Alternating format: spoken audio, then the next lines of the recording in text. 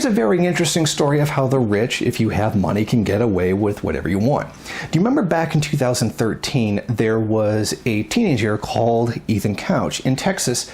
2 years ago, he was drinking in a car, caused an accident that killed 4 people and injured 2 others. Now, this was the teen that got the very famous Affluenza case, where he was, according to the courts, too privileged to know the consequences of his actions, and as a result, he suffered no real punishment for having killed 4 people while drunk driving. He was 16 years old at the time.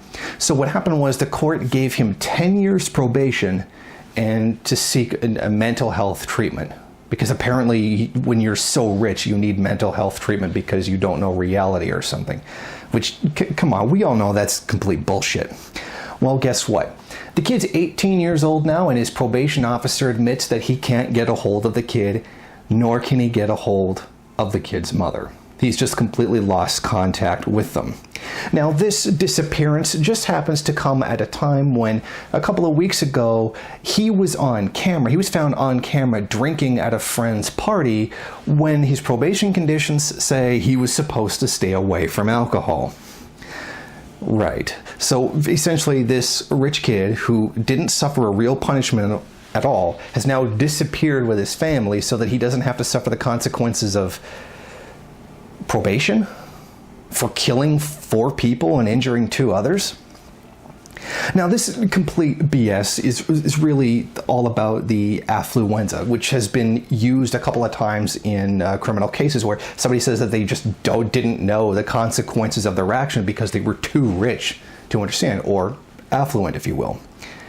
Now, there's a bill being introduced to prevent this kind of nonsense. It's being called Bill AB 1508, and the whole purpose of this is to prevent this from being used in the future.